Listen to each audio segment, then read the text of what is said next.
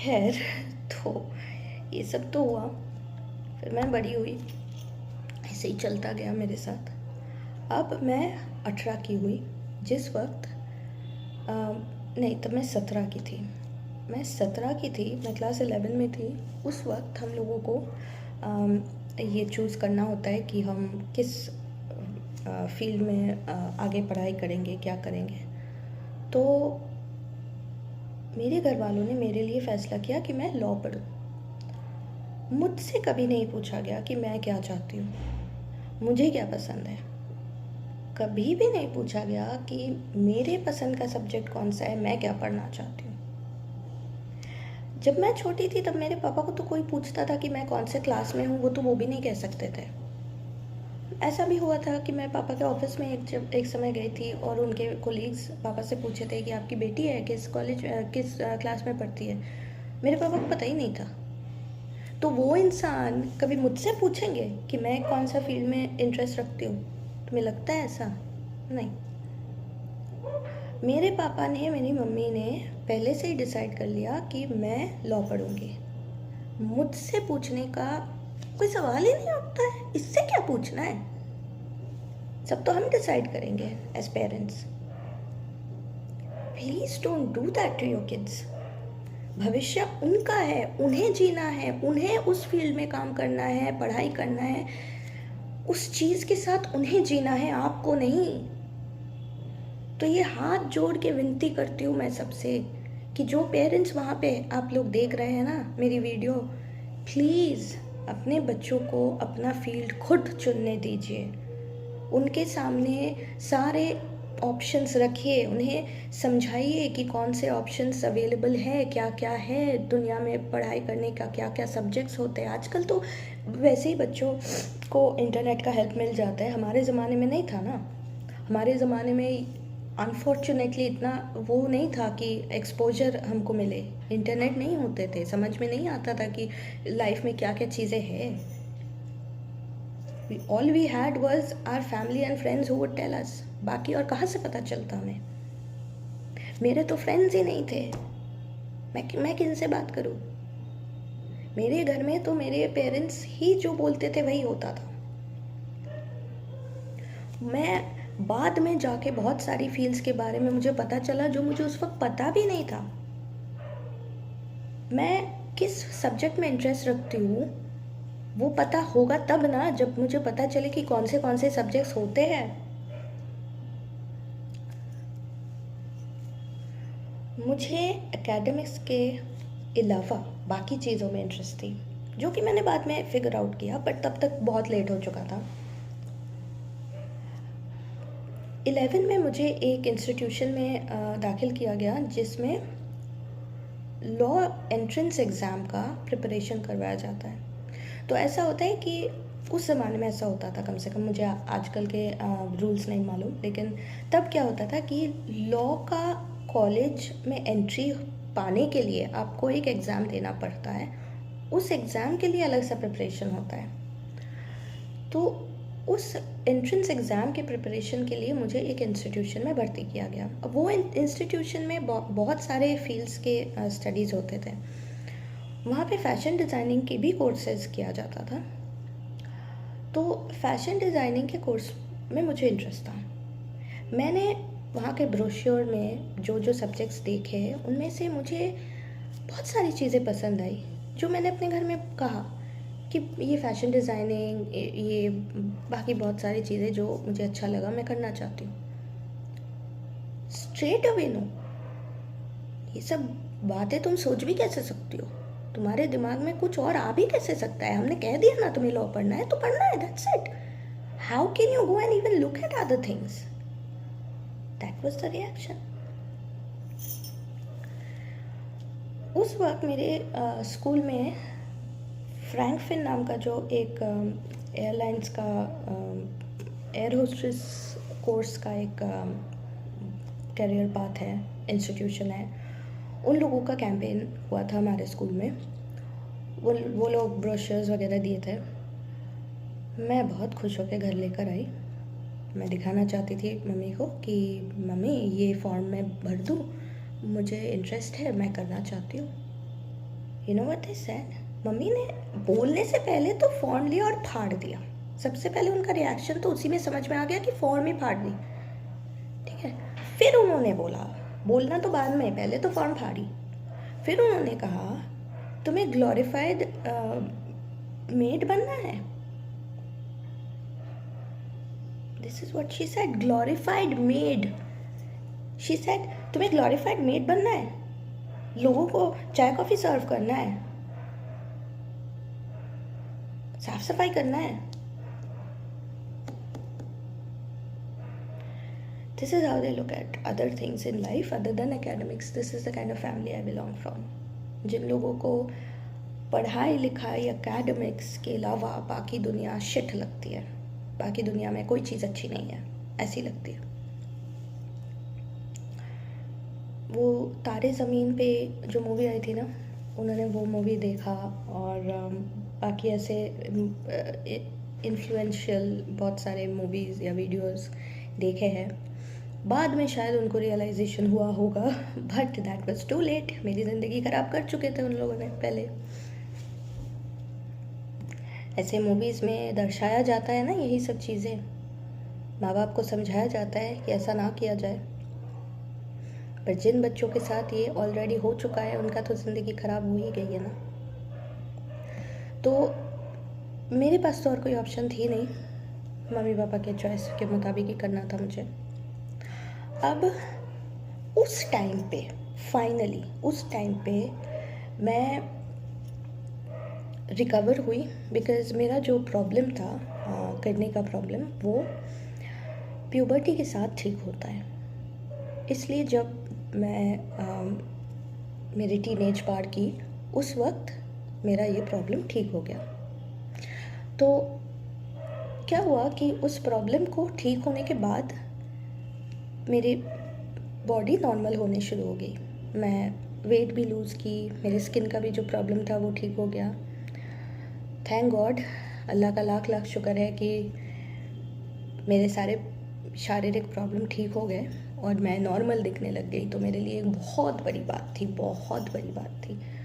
तो because it was a late found beauty in myself, I was impressed with my own beauty. क्योंकि पहली बार मैं अपने आप को, मेरी जो रियल मी है उसे मैं पहली बार देख पा रही थी। बिकॉज पहले का जो बॉडी था, इतने सालों से जिस बॉडी में मैं थी, वो स्किन का प्रॉब्लम, वो मोटापा, वो तो नॉर्मल मैं नहीं हूँ ना। जो मैं नॉर्मल हूँ, without any skin problem, without any मोटापा, उस मैं को मैं पहली बार देख रही थी। तो I was celebrating my beauty, believe me, I was celebrating it. मुझे लगने लगा था कि मैं दुनिया के सबसे ज़्यादा खूबसूरत औरत हूँ, क्योंकि आज तक मैंने कभी भी हिम्मत नहीं की थी आईने के सामने खड़े होने का। लोग मुझे इतनी बदसूरत बदसूरत कहते रहते थे कि मैं सोच नहीं सकती थी कि मैं भी कभी अच्छी दिख सकती हूँ। तो जब मैं सही तरह की दिखने लग गई, नॉर्मल दिखने लग गई, तो I wanted to celebrate it. इसलिए मुझे एयर होस्टेस बनना था, मुझे मॉडल बनना था, मुझे एक्टिंग करना था, मुझे हर वो चीज़ करना था where I could be glamorous, where I could show off my glamorous self. I wanted to lead that kind of life. That is the reason मुझे मॉडलिंग में बहुत इंटरेस्ट आई। मैं एयर होस्टेस का काम करना चाहती थी, देश विदेश घूमना चाहती थी, वो तो हुई नहीं नसीब में, पर मैं मॉडलिंग करना चाहती थी। मेरे मम्मी ने काफ़ी पब्लिक अपीयरेंसेस की है, उनका अपना शो भी रहा है, उन्होंने टीवी पे शो भी किया है, एंड उस दौरान बहुत फिल्म के रिलेटेड लोगों से उनका जान पहचान हुई है, फिल्म सीरियल रिलेटेड, जो हमारे रीजनल फिल्म इंडस्ट्री है, सीरियल इंडस्ट्री है, वहाँ के सेलिब्रिटीज़ में से बहुत लोग मेरे मम्मी को जानते हैं, बहुत वेरी क्लोज लेवल में जानते हैं। तो मेरी मम्मी का जान पहचान में बहुत ऐसे लोग हैं उस इंडस्ट्री से जिससे मुझे मदद मिल सकती थी। मैंने अपने मम्मी को बहुत बार कहा कि मम्मी प्लीज़ मुझे मॉडलिंग करने दो, प्लीज़ अपने दोस्तों को कह के मेरे लिए कुछ रास्ता कर दो कि मैं एक्टिंग में जा सकूं। उन्होंने कभी नहीं किया। उनको तो ये सब बिल्कुल नहीं चाहिए था मेरे लिए। वो खुद की है लेकिन वो मुझे नहीं करने देना चाहती थी। तो मैं छुप छुप के करने लगी। मुझे भी नोटिस कर रहे थे लोग, मेरे भी पास ऑफ़र्स आए। तो कुछ ऑफ़र्स मॉडलिंग के, कुछ ऑफ़र एक्टिंग के, मैंने छुप छुप के करने की कोशिश की। तो इनिशियली जो मॉडलिंग के असाइनमेंट्स मैंने किए हैं उनमें से अधिकतर मैं घर में कभी बताई नहीं, या फिर मेरी मम्मी ने परमिशन दी तो इसलिए दी क्योंकि वो खुद वहाँ शामिल होना चाहती थी। जितने भी मॉडलिंग असाइनमेंट्स मैंने की है अधिकतर में मेरी मम्मी वहाँ मेरे साथ जाती थी, वहाँ होती थी, उनके सामने सारे शूटिंग्स होते थे, वरना वो परमिशन नहीं देती थी। तो बिल्कुल मम्मी के रजामंदी से मैंने किया, वरना मैं नहीं कर पाती। थोड़ा अपने शौक़ के लिए किया, पर उनका ये था कि शौक़ पूरा हो गया ना तुम्हारा, एक दो करके बस बात ख़त्म, इसको आगे ले जाने का नहीं सोच सकती तुम। You have to do what you have been told to do, which is legal field में तुम्हें काम करना है, तुम्हें उसी में पढ़ाई करना है। तो मैं लॉ कॉलेज में भर्ती हुई। लॉ कॉलेज के पहले जो एंट्रेंस एग्ज़ाम की जगह पे मैं गई थी, वहाँ पे मेरी मुलाकात एक लड़के से हुई। वो इस तरह हुआ कि उस टाइम तक तो मैं बिल्कुल बॉयफ्रेंड वगैरह का कभी सोच भी नहीं सकती थी, इतने स्ट्रिक्ट माहौल में मैं पली बड़ी। स्कूल में क्लास 11 में मेरे फ्रेंड्स लोगों ने एक डेट अरेंज कर दिया था मेरे लिए। उनके जान पहचान में, मेरे फ्रेंड्स के जान पहचान का कोई लड़का था उसके साथ। तो मैं अपने घर में ये चीज़ बोलना नहीं चाहती थी, मैं घर से छुपा के जाना चाहती थी। और हुआ ये कि मेरी मम्मी को पता चल गया, क्योंकि मैंने सज धज के मेकअप वेकअप लगा के मैं बाहर निकलने की सोची थी। इतनी मार पड़ी मुझे। मेरी पहली डेट, ठीक है, एक लड़की अपनी ज़िंदगी में पहली बार डेट पे जा रही है, और वो ऐसी लड़की जिन्होंने आज तक कभी कोई फ्रेंड्स ही नहीं बनाई। वो लड़की फाइनली किसी डेट पे जा रही है, किसी लड़के के साथ मिलने जा रही है, उसके लिए कितनी बड़ी बात हो सकती है। और उतनी बड़ी मोमेंट मेरे लिए मेरी मम्मी ने पूरी तरह से खारिज कर दी। कैसे? मुझे पीट के, कि तेरे हिम्मत कैसे हुई ये करने की कि तू जाएगी डेट पे। तो वो तो डेट हुआ ही नहीं कभी, मेरे को परमिशन नहीं था कि मैं ये सब कर सकूं।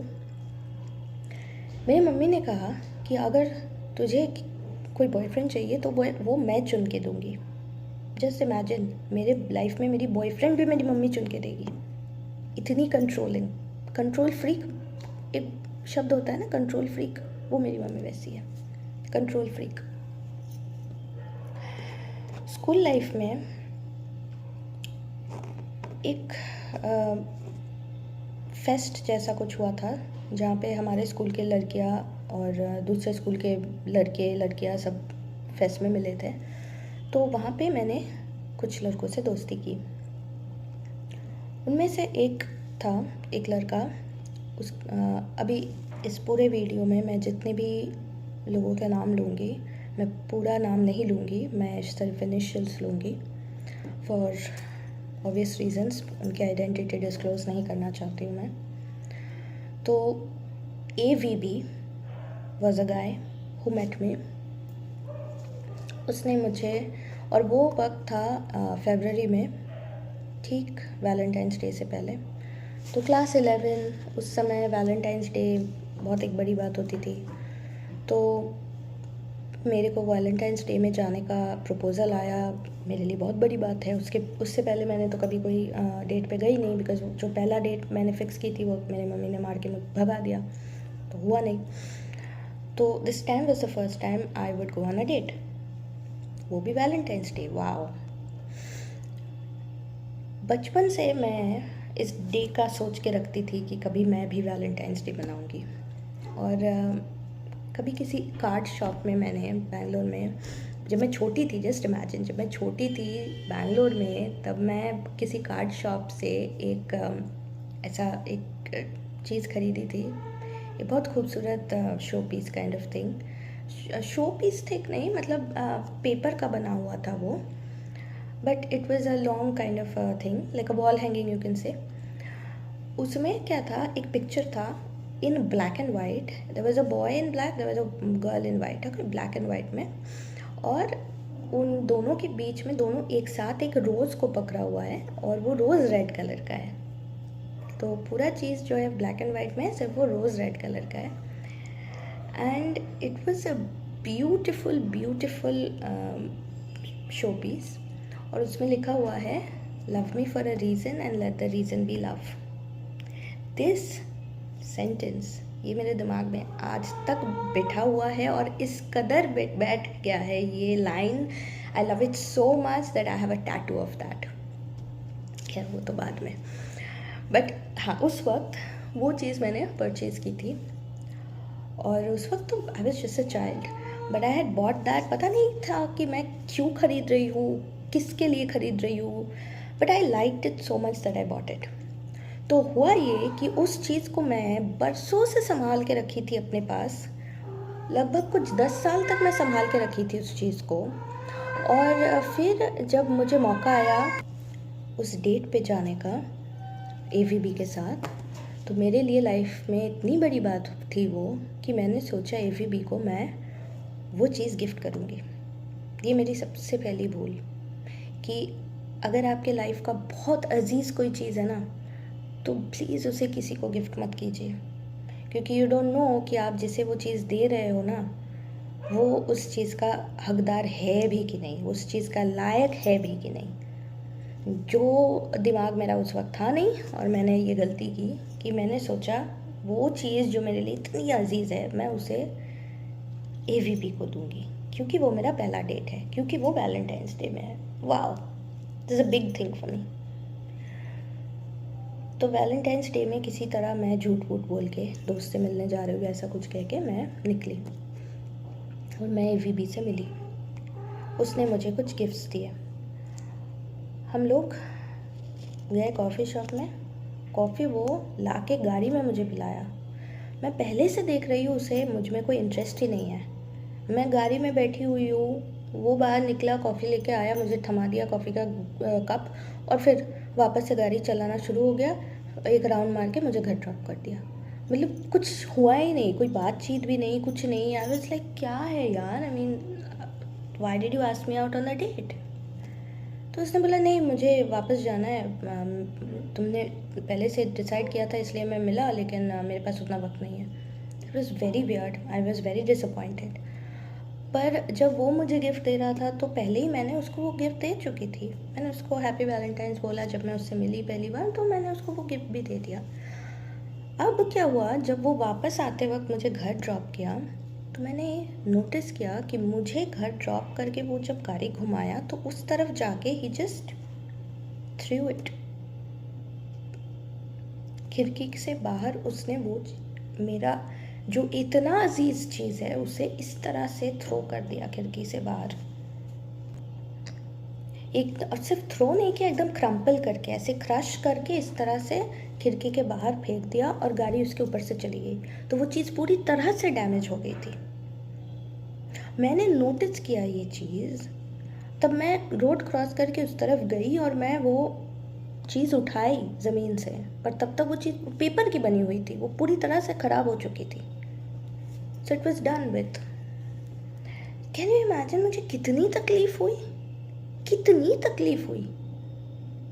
कोई ऐसा भी कर सकता है। वो चीज़ मेरे लिए इतनी अजीज़ थी,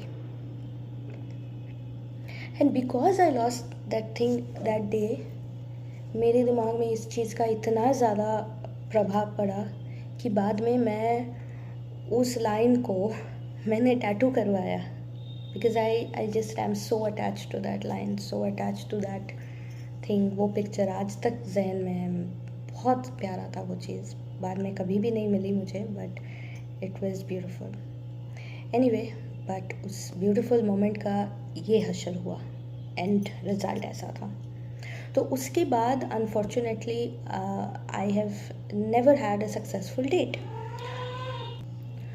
सो this is the reason why जब मैं क्लास 11 में उस इंस्टीट्यूशन में दाखिल हुई तो तब तक मैं सिंगल थी और मेरी मम्मी ने मुझसे कहा कि वो चुनेगी मेरे लिए बॉयफ्रेंड.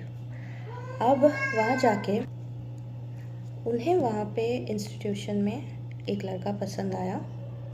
वो लड़का मुझसे 2 साल बड़ा और वो लॉयर फैमिली से बिलोंग करता है और हमारे सोसाइटी में ही रहता है, मतलब सोसाइटी के बिल्कुल करीब रहता है, एकदम नेबरहुड में ही रहता है.